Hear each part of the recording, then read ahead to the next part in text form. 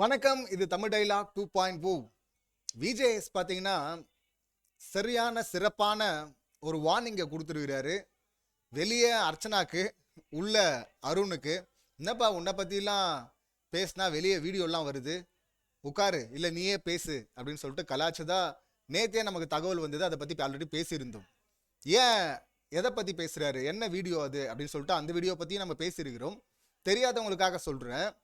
இங்கே labour task நடந்தது இல்லை, ஃபேக்ட்ரி டாஸ்க்கு. இப்போ அதில் வந்து அந்த லேபர் அப்படிங்கிற விஷயத்த ஒரு டிஸ்கிரிமினேஷன் லெவலில் எடுத்துகிட்டு போயிட்டு ஒரு பெரிய ட்ராமா கிரியேட் பண்ணார் இந்த டப்பா அருண்.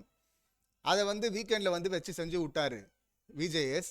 இப்போ அதுக்கு பார்த்தீங்கன்னா நம்ம அர்ச்சனாக்கா இருக்கிறாங்களே, லாஸ்ட் சீசன் டைட்டில் வின்னர், அவங்க வீடியோ போட்டு இங்கே சும்மா ப்ளோ அப் பண்ணிட்டாங்க சாதாரண விஷயத்த. அவர் ஃபேமிலியாக பார்த்து தான் சொன்னார், ஃபேமிலியாக பார்த்தாராம் அவர். அது ஒரு சரியான உருட்டுன்னு வச்சுங்களேன். ஃபேமிலியை பார்த்து சொன்னார், டார்கெட் பண்ணிட்டாங்க, கார்னர் பண்ணிட்டாங்க, ஃபுல்லாக தப்பாக இது பண்ணிட்டாங்க, பயமுறுத்திட்டாங்க. யாராக இருந்தாலும் ஆடி போயிடுவாங்க அந்த இடத்துல. ஸோ பயமுறுத்திட்டு அதுக்கப்புறம் இது தப்பாக போயிடுமோ அப்படின்னு சொல்லிட்டு சுதாரிச்சுட்டு விஜேஎஸ் போன வாரத்தில் யூஸ்வலாக அந்த மாதிரி நடக்கவே நடக்காது. ஹோஸ்ட் அங்கே பேசினார்னா அப்படியே கிளம்பிடுவார். ஆனால் இங்கே அந்த பிரேக் டைமில் குரல் மூலிமா பேசினார். அந்த ஆடியோ மூலிமா அப்பயும் புரிய வைக்க ட்ரை பண்ணார் விஜேஎஸ். அதை பேசியிருக்க தேவையில்லை. இந்த டப்பா அருண் ஒன்றும் சும்மா எல்லாம் கிடையாது. ஆரம்பத்திலே பயங்கரமாக சொரிஞ்சு விட்டார் அந்த வாரம் ஃபுல்லாக. அந்த லேபர் அந்த விஷயத்தில் பார்த்தீங்கன்னா ஸ்கில் ஓரியன்ட், லேபர் ஓரியன்ட் அப்படிங்கிற அந்த விஷயத்தில் அது டிஸ்கிரிமினேட் பண்ண சொல்லப்பட்டது இல்லை. அது டிஃப்ரென்ஷியேட், இந்த டிஃப்ரென்ஸ் இருக்குது இதில் ஆட்களை குறைக்க முடியாது அப்படிங்கிற அந்த இன்டென்ஷனில் தான் சொன்னாங்க. ஸோ அதனால தான் தீபக் மேலே தப்பு இல்லை அப்படின்னு சொல்லிட்டு இருந்தோம். அந்த பஞ்சாயத்திலே பார்த்தீங்கன்னா அந்த டப்பா அருண் அங்கே என்ன சொல்லியிருப்பாருன்னா, என்ன ரெட் கார்டு கொடுப்பீங்களா, கொடுக்குறேன்னா கொடுங்க, நான் கிளம்புறேன் அப்படின்லாம் சொல்லியிருப்பா. அப்படி யோ பஞ்சாயத்து உனக்கும் அங்கே தீபக்கா ரெட் கார்டை கொடுக்க முடியும்? தீபக்கிட்டே அந்த பவர் இருக்கு. எதுக்கு சம்மந்தம் இல்லாமல் விஜேஎஸை சொரிஞ்சு விடணும்? அதுக்கு முன்னாடி வாரத்தில் தான் பார்த்தீங்கன்னா முறைச்சாரு. விஜேஎஸும் கேட்டிருப்பாரு, எதுக்கு முறைக்கிறீங்க அருண் அப்படின்னு சொல்லிட்டு. இவர் முறைச்சதை அதுக்கப்புறம் போய் ஜாக்லின் கிட்ட நியாயம் வரப்படுத்திருக்காரு. அது ஒரு தப்பா? அதுக்கப்புறம் ரெட் கார்டு கொடுங்க அப்படின்னு கேட்குறாரா, சொரிஞ்சு விட்றாரா? அதுக்கப்புறம் பார்த்தீங்கன்னா அந்த ஃபேக்ட்ரி டாஸ்க்லேயே நைட்டு பேசிகிட்டு இருக்கும்போது, ரஞ்சித் கூட பேசிகிட்டு இருக்கும்போது மஞ்சரி மட்டும் மாட்டினாங்க. அவங்கள வச்சு செஞ்சிருவேன், உரிச்சிருவேன். வீக்கெண்டில் நியாயம் கிடைக்கும் கிடைக்காது அதெல்லாம் நம்ம எதிர்பார்த்துட்டு இருக்க முடியாது. நியாயம் கிடைக்காதுன்னு தானே அவர் சொல்ல வர்றாரு. எதுக்கு வீக்கெண்டை பற்றி பேசணும்? அதுக்கு முன்னாடி மற்ற கண்டஸ்டன்ட் கிட்டே பேசும்போது இவர் மாட்டிக்கும் போதெல்லாம் பார்த்தீங்கன்னா அதை நான் வீக்கெண்டில் பார்த்துக்கிறேன் அப்படின்னு சொல்லிட்டு இருந்தேன். அப்படி நான் ரஞ்சித் கிட்டே பேசும்போது வீக்கெண்டில் நியாயம் கிடைக்கும் கிடைக்காது அப்படின்னா என்ன சொல்ல வர்றாருன்னா கிடைக்காது அப்படின்னு தான் சொல்கிறாரு. நமக்கு வாய்ப்பு கிடைக்கும் போது நம்மளே செஞ்சு விட்டுணும், உரிச்சு விட்டுணும் அப்படின்லாம் இவர் சொன்னா. அப்படி இவர் தான் உள்ளே இருக்கிற கண்டஸ்டண்ட்டை வீட்டில் இருக்கிறவங்களா பார்க்குறாரா இவர்? இது ஒன்று போதும்ல.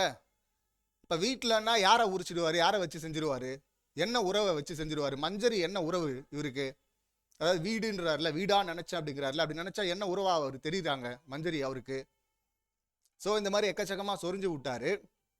சொரிஞ்சு விட்டதுனால விஜேஎஸ் கரெக்டாக தான் அதை ஹேண்டில் பண்ணார், புரிய வைக்க ட்ரை பண்ணார். இல்லை அருண், லேபருங்கிற வார்த்தை தப்பான வார்த்தை கிடையாது, உங்கள் மண்டைக்குள்ளே அது கீழ்த்தரமா கேவலமாக நீங்கள் நினைக்கிறீங்க அப்படின்னு சொல்லியிருந்தார்.